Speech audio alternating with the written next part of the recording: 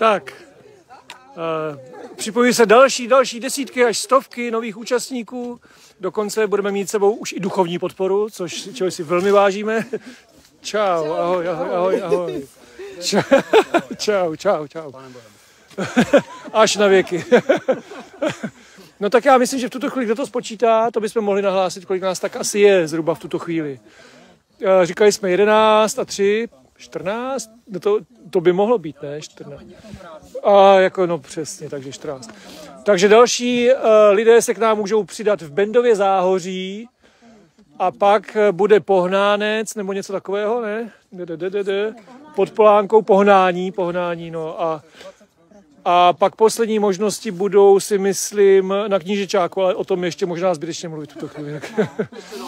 Takže děkujeme, nezapomeňte zaplatit sportovné taky, samozřejmě zápisné, startovné a uvidíme se v Táboře za pár hodin. Přijďte na schůdky večer, bude party.